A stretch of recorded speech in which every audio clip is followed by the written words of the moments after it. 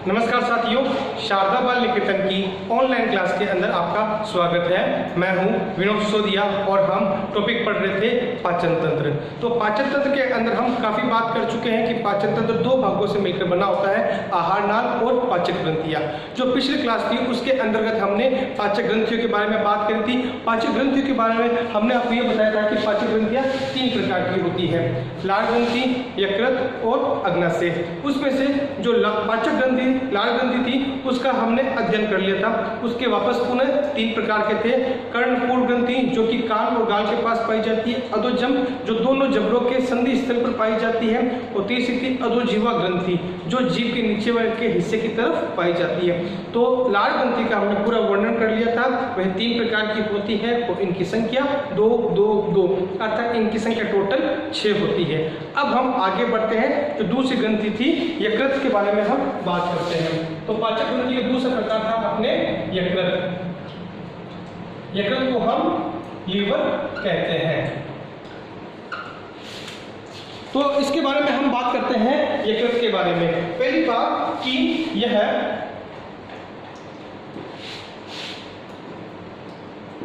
सबसे बड़ी पाचक ग्रंथि होती है। यह सबसे बड़ी क्या होती है? यह सबसे बड़ी पाचक ग्रंथि होती है। इसका जो भार होता है वह होता है, इसका भार 1.2 से 1.5 kg होता है। अर्थात हम यह भी कह सकते हैं कि इसका जो भार होता है वह 1200 से लेकर 1500 ग्राम तक होता है। आगे बात समझ में? तो हमने पहले इसके बारे में विशेष बात कर ली, उसके बाद हमने इसका भार बता दिया।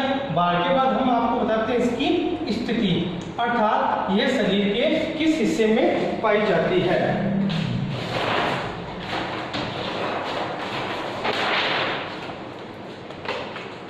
ये देखिए पाचन तंत्र का आपके सामने डायग्राम बना हुआ। ये जो संरचना पूरी दिखाई दे रही है, ये पूरी संरचना क्या कहलाती है? यकृत या लीवर कहलाती है। तो ये यहाँ हमारे शरीर के इस दाएं वाले हिस्से की तरफ पाई जाती है।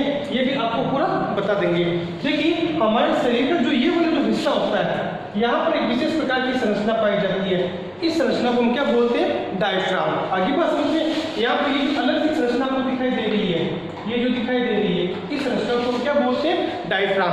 तो ये जो संरचना होती है डायफ्राम के ठीक नीचे पाई जाती है। तो ऊपर की ओर ये देखिए नीचे वाली जो संरचना वो क्या है? यकृत। तो यकृत से ठीक ऊपर की ओर क्या पाई जाती है? डायफ्राम, जिसको छोटी कक्षाओं में आपने पढ़ा था तनुपट, जिसको हम तनुपट या मध्यपट भी कहते हैं। तो इस तरह लीजिए, यह है डायफ्राम के ठीक नीचे, ठीक है, डायफ्राम के ठीक नीचे पाई जाती है। और शरीर के किस हिस्से में? दाएं हिस्से में। ये डायफ्राम के ठीक नीचे। तो हमारे शरीर का ये जो भाग होता है ये डायफ्राम कहलाता है। डायफ्राम के ठीक नीचे वाला ये वाला जो भाग क्या कहलाता है? ये उदरी गुहा कहलाता है। क्या कहलाता है? उदर का क्या होता है? पेट। तो डायफ्राम के ठीक नीचे उदरी गुहा, अर्थात जो पेट का जो स्पेस है उसको हम बोलते हैं उदरी गुहा। यह है डायफ्राम के ठीक नीचे उदरी गुहा में एवं शरीर के दाएं हिस्से में पाया जाता है। दाएं हिस्से में उपस्थित होता है। चित्र को आप देख सकते हो, सही है, पूरा वहां तक बना हुआ, लेकिन इसकी जो संरचना होती है, जो ये होता है वो इस वाले भाग के अंदर यहाँ तक ही पाया जाता है। तो आगे बात समझ में, ये डायफ्राम के ठीक नीचे उदरीय गुहा के अंदर और शरीर के दाहिने हिस्से में पाया जाता है। अब आगे बढ़ते हैं। छोटा सा पॉइंट है यकृत पाली। देखिए हम मनुष्य के शरीर में जो यकृत पाया जाता है वह 2 असमान भागों में बंटा होता है। लिख लीजिए, मनुष्य में यकृत कितनी पालियों में? 2 पालियों में। पालियों इंग्लिश में बोलते हैं लोब्स। 2 पालियों में बंटा होता है। आपके सामने मैं इसका एक चित्र बना देता हूं, उस चित्र को देख लीजिए। ये देखिए इस प्रकार की संरचना होती है।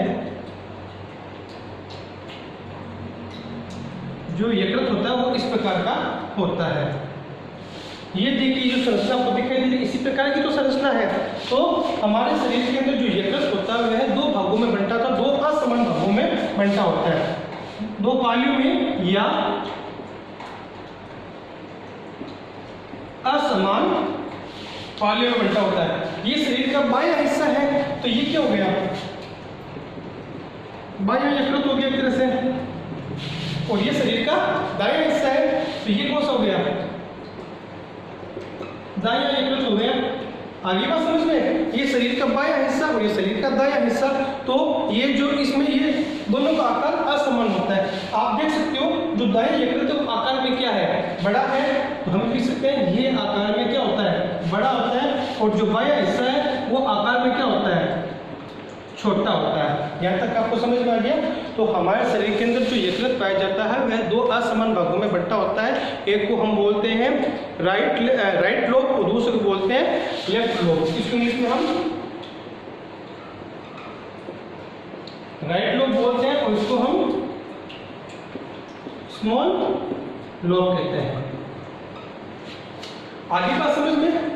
अब देखिए ये जो दोनों लोब हैं, इन दोनों लोब को यहाँ पर जोड़ने के लिए एक विशेष प्रकार का लिगामेंट पाया जाता है। उस लिगामेंट को हम बोलते हैं, दोनों लोब्स को जोड़ने वाली संरचना को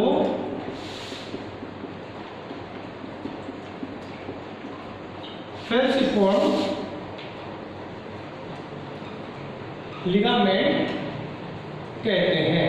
अब देखिए ये दायां हिस्सा और ये बायां हिस्सा, इन दोनों को जोड़ने वाली संरचना को हम क्या बोलते हैं, फेल्सीफॉर्म लिगामेंट। हिंदी में इसको बोलते हैं लवित्राकार स्नायु। तो वापस शॉर्ट पर समझ लेता हूँ, एक बार देख लीजिए। ये जो पाचक ग्रंथि होती है वह हमारे शरीर की सबसे बड़ी पाचक ग्रंथि, और तीन प्रकार की ग्रंथियां पाई जाती है, लाल ग्रंथि, यकृत और अग्नाशय। तो ये आकार में क्या होती है, सबसे बड़ी पाचक ग्रंथि होती है। ये पॉइंट आपको समझ में आ गया। इसका भार मैंने आपको बताया था 1200 से लेकर 1500 ग्राम, अर्थात 1.2 से 1.5 किलोग्राम का इसका वेट होता है। तो ये तो जो मैं अंडरलाइन कर रहा हूँ वो आपको पॉइंट याद हो जाना चाहिए, टॉपिक आपको अपने आप साथ में याद हो जाएगा। अब तीसरा मैंने बताया था इसकी स्थिति। तो हमारे शरीर के इस वाले भाग के अंदर डायफ्राम पाया जाता है। तो ये डायफ्राम के ठीक नीचे का भाग क्या कहलाता है, उदरीय गुहा। तो यह डायफ्राम के ठीक नीचे तथा उदरीय गुहा में स्थित होता है और शरीर के दाएं हिस्से में, अर्थात ये यहाँ तक वाले भाग के अंदर पाया जाता है। तो ये शरीर के दाएं हिस्से में पाया जाता है। तो डायफ्राम के ठीक नीचे उदरीय गुहा में और शरीर के दाएं हिस्से में उपस्थित होता। ये पॉइंट भी आपको याद हो गया।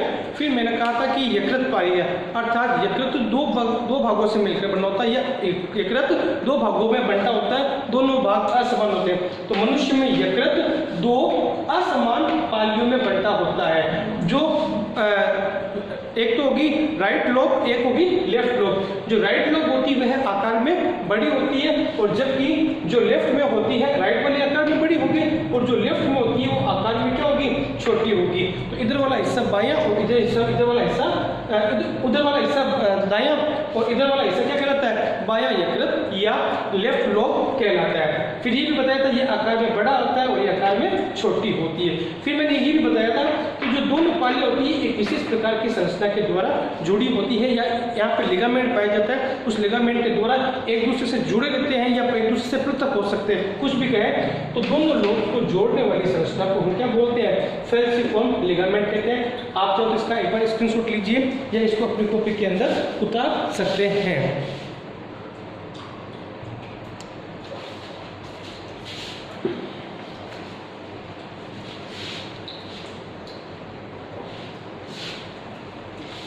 अब देखिए आगे,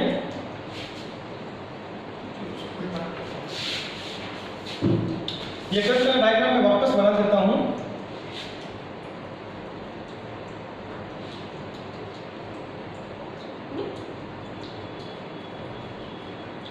इसको हम बोलते हैं लेफ्ट लोब, ठीक है, LL लेफ्ट लोब, और इसको हम बोलते हैं राइट लोब।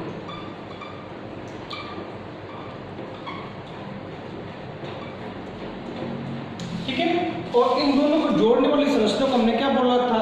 पेल्सिफोरल लिगामेंट, ठीक है, लवित्राकार स्नायु जिसे बोलते हैं। अब देखिए ये जो दायां हिस्सा जो होता है, जो राइट लोब होता है, यहाँ पर एक विशेष प्रकार की संरचना पाई जाती है जिसको हम बोलते हैं,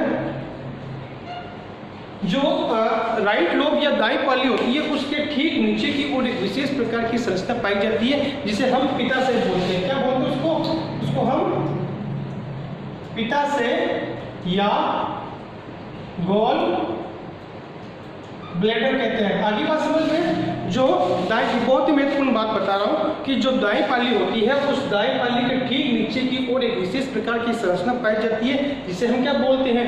गॉल ब्लैडर कहते हैं। इस गॉल ब्लैडर के अंदर क्या होता है?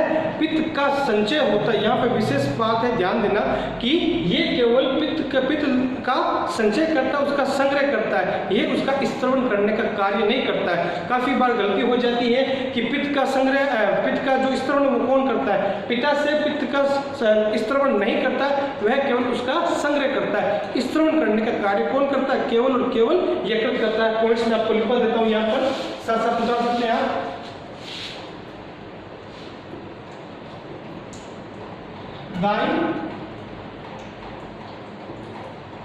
दाएं पाली के नीचे की ओर एक विशेष संरचना पाई जाती है। इस संरचना को हम क्या कहते हैं? जिसे गॉल ब्लैडर या क्या कहते हैं उसको हम पित्ताशय कहते हैं, ठीक है। यदि आपसे पूछ लिया जाए कि पित्ताशय का कार्य क्या होता है, तो इसका कार्य होता है, यह है पित्त का संग्रह करती है, ठीक है। यहाँ पर विशेष मैंने बात बताई थी कि पित्त का संग्रह कौन करती है? गॉल ब्लैडर तो पित्त का संग्रह करती है, जबकि यकृत क्या करता है? यकृत पित्त का स्त्रवण करता है। और देख लीजिए, जो गॉल ब्लैडर होती है वह एक हरे रंग की संरचना होती है। आगे बात समझ में, ये कैसी होती है? हरे रंग की संरचना होती है। शॉर्ट में वापस समझा देता हूँ कि जो दो पाली होती है, राइट और लेफ्ट, तो राइट पाली होती है उसके ठीक नीचे की ओर एक विशेष हरे रंग की संरचना पाई जाती है। इस हरे रंग की संरचना को हम क्या बोलते हैं? गॉल ब्लैडर या पित्ताशय कहते हैं। चित्र में आपको मैंने इसकी स्थिति बता दी है, दाएं पाली में स्थिति है और दाएं पाली के नीचे की ओर स्थिति है, तो इसको हम क्या बोलते हैं? पित्ताशय कहते हैं। इसका कार्य क्या होता है? यह पित्त का संग्रह करता है, जबकि पित्त का स्त्रवण कौन करता है? तो पित्त का स्त्रवण करने का कार्य कौन करता है? यकृत करता है। इसको एक और कर लीजिए आप, या आप इसका स्क्रीनशॉट ले सकते हैं, ठीक है। अब आगे देखिए इससे एक विशेष प्रकार की संरचना निकलती है, ठीक है। यहां से एक विशेष प्रकार की डक्ट या नलिका निकलती है। यहाँ पे वर्ड है यूज वर्ड डक्ट। डक्ट का अर्थ होता है नलिका। तो गॉल ब्लैडर से एक विशेष प्रकार की नलिका निकलती है जिसे हम क्या बोलते हैं? जिसको हम पित्त वाहिनी बोलते हैं। तो ये जो संरचना है वो किसकी संरचना है? पित्त वाहिनी की।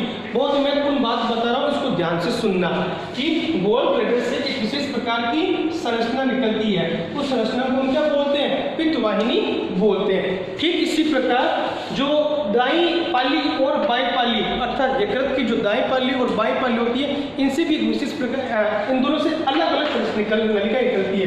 तो एक नलिका इससे निकलती है और एक नलिका इससे निकलती है। इसको हम ये बोल सकते हैं, इनको हम अलग से देता हूं, हिपेटिक डक्ट बोलते हैं, ठीक है। ये भी एक प्रकार की हिपेटिक डक्ट है, ये भी एक प्रकार की क्या है? हिपेटिक डक्ट है। लेकिन जो ये हिपेटिक डक्ट अर्थात यकृत नलिका, ठीक है, एक यकृत नलिका यहां से निकल रही है और एक यकृत नलिका यहां से निकल रही है, लेकिन ये नलिका कहां से निकल रही है? ये लेफ्ट साइड निकल रही है, तो इसको हम लेफ्ट हिपेटिक डक्ट कहते हैं। आगे बात समझ में, ये है बाईं हिस्से से निकलती है, इसको हम क्या बोलते हैं? लेफ्ट हिपेटिक डक्ट या शॉर्ट टर्म को बोलते हैं LHD। क्लियर हो गया तक का? तो उस तरफ से जो दाएं वाले हिस्से से वहां से भी डक्ट निकलेगी, उसको हम क्या बोलेंगे? Right hepatic duct. यहाँ जो संरचना निकलती है इसको हम बोलते हैं राइट हेपेटिक डक्ट। हिंदी में इसमें बोल सकते हैं बाई यकृत पाली, और इसको क्या बोलेंगे? दाई यकृत पाली। आगे बात समझ में? ये देखिए जो गॉल ब्लैडर है, गॉल ब्लैडर से एक विशेष प्रकार की संरचना निकलती है। उस विशेष प्रकार की नलिका को हम क्या बोलते हैं? पित्तवाहिनी या पित्त नलिका बोलते हैं। आगे बात समझ में? ठीक इसी प्रकार जो यकृत के अंदर दो पालियां हैं, एक तो दाई और एक बाई, तो इनसे जो नलिका निकलती है उनको हम बोलते हैं हेपेटिक डक्ट या यकृत नलिका बोलते हैं। जो बाई हिस्से से निकलेगी उसको हम लेफ्ट हेपेटिक डक्ट या बाई यकृत पालिका कहेंगे। इसी प्रकार जो दाई हिस्से से निकलेगी उसको राइट हेपेटिक डक्ट या दाई यकृत पालिका, दाई यकृत नलिका कहते हैं। आगे बात समझ में? यहाँ पे नलिका कर लीजिए, ठीक है। अब ये दोनों नलिका क्या होगी? आगे जाकर आपस में मिल जाएगी। अब इसको हम बोलेंगे कॉमन हेपेटिक डक्ट या सामान्य यकृत नलिका। आगे बेटे यहाँ तक समझ में? जो बाई पाली से जो हेपेटिक डक्ट निकली है वो यहाँ पे, और जो दाई पाली से जो हेपेटिक डक्ट निकली है, दोनों आके आपस में मिल जाती है और एक कॉमन पाथवे बना लेती है। इसकी क्या बोलते हैं? Common hepatic duct. हिंदी में हम इसको बोल सकते हैं सामान्य यकृत पालिका। इसको शॉर्ट में हम CHD कहते हैं। क्लियर हो गया यहाँ तक का? अब आगे देखिए, ये नलिका आगे बढ़ती है और ये नलिका अब देखिए ऊपर की ओर से क्या निकली थी? पित्तवाहिनी निकली हुई थी या पित्त नलिका निकली हुई थी। अब ये पित्त नलिका क्या करेगी? आगे जाकर इस हेपेटिक डक्ट के साथ क्या हो जाएगी? जुड़ जाएगी। अर्थात अब यहाँ पर यह पित्तवाहिनी या पित्त नलिका और यह यकृत सामान्य यकृत वाहिनी दोनों अब आपस में क्या हो गई है? दोनों आगे जाकर क्या हो गई? आपस में मिल गई है। तो अब ये क्या करेगी? सामान्य पित्तवाहिनी या नलिका। बड़ा आगे समझ में? देखिए ये पूरा टॉपिक मैं आपको एक बार का वापस समझा देता हूँ, बहुत ही महत्वपूर्ण है। समझ में आप समझोगे तो आपको आराम से समझ में आ जाएगा।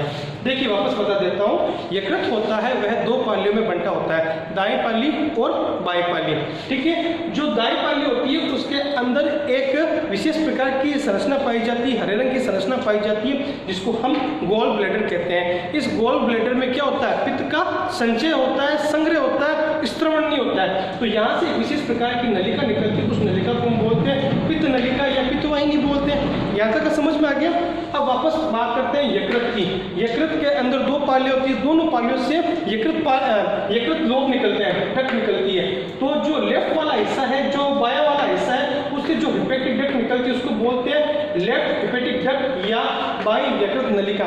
ठीक इसी प्रकार दाएं वाले हिस्से के अंदर जो नलिका निकलती है उसको हम राइट हेपेटिक डक्ट या दाई यकृत नलिका कहते हैं। आगे बात समझ में? अब दोनों यकृत नलिका आगे आती है, ये देखिए यहाँ तक आ गई और ये भी देखिए यहाँ तक आ गई।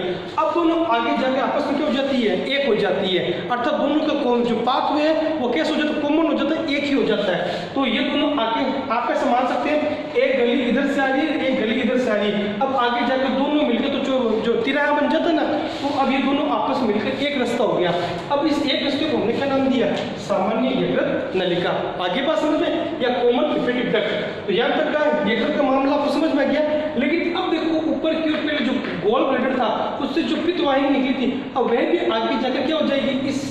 इस सामान्य यकृत नलिका से जुड़ जाती। शॉर्ट में हम ये लिख सकते हैं, ये देख लीजिए, सामान्य यकृत नलिका कौन सी थी? जो लेफ्ट और राइट हेपेटिक लोब से बनी थी, लेफ्ट और राइट। ये किसके साथ जुड़ रही है? इस पित्तवाहिनी के साथ जुड़ रही है।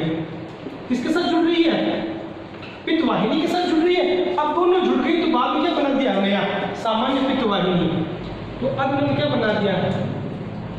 सामान्य पित्त वाहिनी। अब यही नलिका जब आगे जाती है तो आगे हम टॉपिक पढ़ेंगे अग्नाशय। तो अग्नाशय से एक नलिका आती है, वह अपना अग्नाशय इस नलिका के अंदर छोड़ देती है। अब इस नलिका को हम क्या बोलेंगे? यकृत अग्नाशय डक्ट। आगे बात समझ में? यहाँ नलिका जुड़ती है, ये कहाँ से आई थी? अग्नाशय से आई थी। अग्नाशय के द्वारा क्या होता है? अग्नाशय रस का स्त्रवण किया जाता है, वो हम आगे पढ़ेंगे, ठीक है। तो अब ये नलिका आगे जाके किसमें जुड़ जाती है? ये आगे जाकर आपको पता है कि ये अपने स्राव को जो छोटी आंत होता है, छोटी आंत के अंदर छोड़ता है, और छोटी आंत का पहला भाग कौन सा होता है? ग्रहणी। अर्थात ये जो नलिका होती है वह आगे जाके किसमें जुड़ती है? ग्रहणी के अंदर अपने स्राव को छोड़ देती है। एक बात आपको और बता देता हूँ कि आमाशय के अंदर जो HCl पाया जाता है वो क्या होता है? अम्लीय होता है। उसकी pH लगभग 1.8 से लेकर 2 तक होती है, ठीक है। मैं यहाँ पे HCl की बात कर रहा हूँ। तो आमाशय के अंदर जो भोजन हो जाता है वो क्या हो जाता है? वह अम्लीय माध्यम का हो जाता है। लेकिन अब उसको उदासीन करने के लिए क्या होता है? आगे जैसे भोजन पहुँचता है तो यहाँ पे ये जो गोल ब्लैडर होता है, यहाँ पर एक विशेष प्रकार के पदार्थ का संग्रह किया जाता है, वो यकृत के द्वारा उसका स्त्रवण किया जाता है, उसको हम बोलते हैं पित्त, ठीक है। जो पित्त की पीच होती है वो लगभग 7.5 से लेकर 8.5 तक की होती है। अर्थात यह अल्प क्षारीय प्रकृति का होता है। क्या होता है? यह एक तरह से क्षारीय प्रकृति का पदार्थ होता है। इसी प्रकार अग्नाशय के द्वारा भी क्षारीय पदार्थ का स्त्रवण किया जाता है। जो अब पित्त का जो निर्माण होता है वह बिलीरुबिन,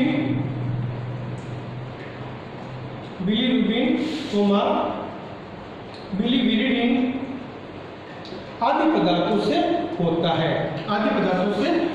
और इसकी पीच जो है वो मैंने आपको बता दी है, 7.5 से लेकर 8.5 की पीच होती है। आप इस टॉपिक को वापस दोबारा समझना और कोशिश करना, ठीक है। और इसका आप स्क्रीनशॉट लीजिए एक बार, या आपको उसको अपनी कॉपी में उतार सकते हैं। तो ठीक है, इस प्रकार जो पाचक ग्रंथि दूसरी थी यकृत, वो भी मैंने आपको उसका वर्णन समझा दिया है। अब हम आगे बढ़ते हैं और तीसरी जो ग्रंथि है अग्नाशय या पैंक्रियास, इसके बारे में चर्चा कर लेते हैं। देखिए, जो अग्नाशय जो ग्रंथि होती है वह अग्नाशय रस का स्त्रवण करती है, और अग्नाशय जो ग्रंथि होती है वो शरीर के इस हिस्से में पाई जाती है। नीचे जिस प्रकार की संस्था पाई जाती है इसको हम क्या बोलते हैं? अग्नाशय ग्रंथि बोलते हैं। तो इसके बारे में भी कुछ पॉइंट्स वो मैं आपको एक बार बोल के समझा देता हूँ। अग्नाशय ग्रंथि जो शरीर की दूसरी बड़ी पाचक ग्रंथि होती है, सबसे बड़ी यकृत होगी, यकृत के बाद में कौन सी हो गई? अग्नाशय होगी। और पूछा जाए कि सबसे छोटी पाचक ग्रंथि कौन सी, तो कौन सी होगी? लाल ग्रंथि। तो अग्नाशय जो होता है, अगला है हमारा अग्नाशय, ठीक है। इसको हम पैंक्रियास बोलते हैं। तो यह है दूसरी सबसे बड़ी पाचक ग्रंथि होती है। अब देखिए, यह एक विशेष प्रकार की ग्रंथि है, अर्थात ये जो ग्रंथि होती है वह अंतःस्रावी और बहिःस्रावी दोनों ग्रंथियों का कार्य करती है। तो जो अग्नाशय ग्रंथि होती है वह 2 प्रकार के कार्य करती है। एक तो काम होता है इसका पहला, यह अंतःस्रावी ग्रंथि की तरह कार्य करती है। 10वीं क्लास में पढ़ के आए हो कि अंतःस्रावी और बहिःस्रावी ग्रंथियां क्या होती है। तो दूसरी होती है बहिःस्रावी ग्रंथि। तो कहने का अर्थ है या अंतःस्रावी भाग या बहिःस्रावी भाग भी हम इसको बोल सकते हैं। तो देखिए, अग्नाशय जो ग्रंथि होती है वह अंतःस्रावी भाग और बहिःस्रावी भाग के ग्रंथि के तौर पर भी कार्य करती है। ये कुल ग्रंथि का 1% भाग बनाती है। कितना बनाती है?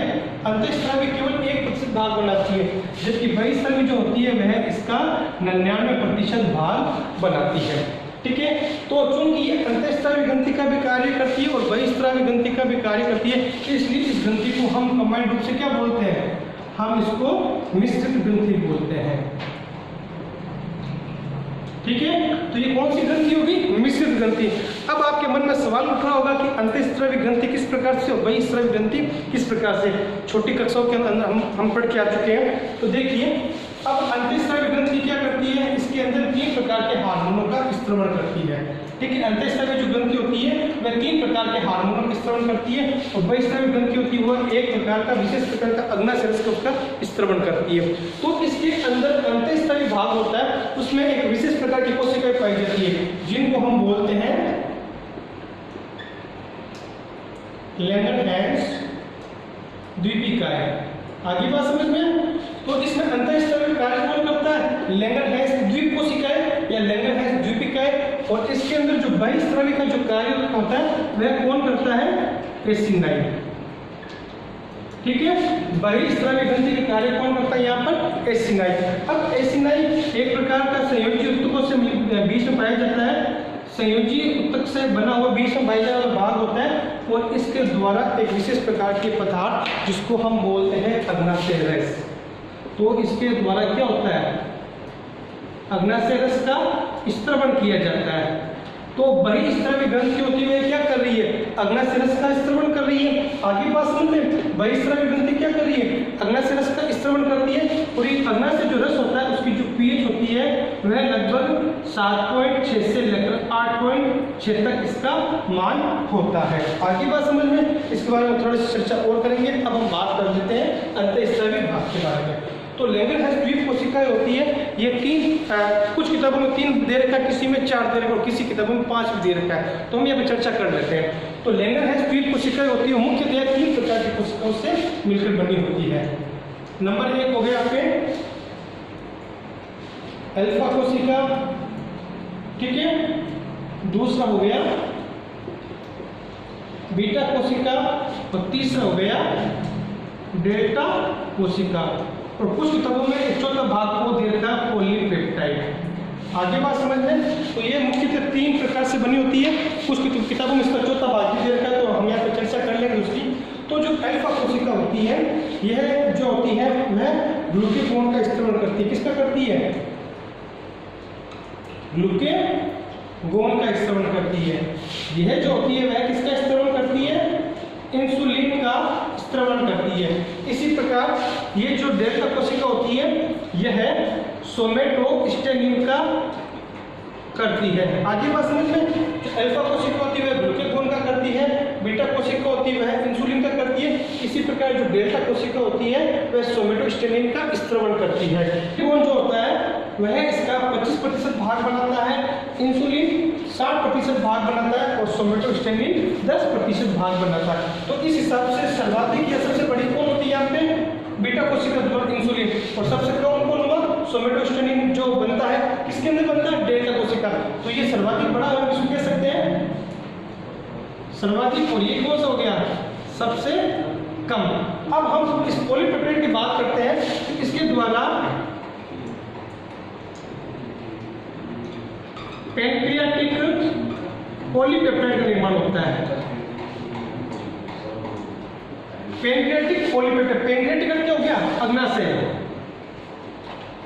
तो इसके द्वारा अग्नाशयी पॉलीपेप्टाइड का निर्माण होता है जो कि लगभग 3 से 5% भाग बनाता है। अब देखिए ग्लूकेगॉन का कार्य बता देता हूं। ये क्या करता है? यह ग्लाइकोजन को ग्लूकोज में परिवर्तित कर देता है। ग्लाइकोजन को ग्लूकोज में परिवर्तित कर देता है। ये ग्लाइकोजन को ग्लूकोज में बदल देता है, जिसकी ग्लूकोज में बदलता, ग्लूकोज मतलब शर्करा। तो ये शरीर के अंदर क्या करता है? शर्करा के स्तर को क्या कर देता है? बढ़ा देता है। ये शरीर में शर्करा के स्तर को बढ़ा देता है, जबकि इंसुलिन इसके जस्ट विपरीत कार्य करता है। किसके? ग्लूकेगॉन के विपरीत कार्य करता है। अर्थात ये ग्लूकोज को ग्लाइकोज में बदलता है और शरीर के अंदर शर्करा के स्तर को क्या करता है? सामान्य बनाए रखता है। आगे बात समझ में, इसी प्रकार यहाँ पे सोमेटोस्टेनिन पाया जाता है जो इन दोनों पर नियमन करता है। और लास्ट में होता है जो पॉलीपेप्टाइड जो होती है उसके द्वारा पैंक्रियाटिक पॉलीपेप्टाइड का निर्माण किया जाता है। इस प्रकार ये जो आपका अग्नाशय था वो लगभग कंप्लीट हो गया है। और अग्नाशय की यदि हम रासायनिक संगठन की बात करते हैं तो इसके अंदर लगभग 98% तो जल पाया जाता है, 1 से 2% इसमें बाइकार्बोनेट्स पाए जाते हैं और कुछ एंजाइम पाए जाते हैं। और मनुष्य के शरीर के अंदर प्रतिदिन 1.5 लीटर पर डे अग्नाशय रस का स्त्रवण होता है। तो देखिए बेटा, ये जो टॉपिक था पाचन तंत्र का वो मैंने आपको एक बार का करवा दिया।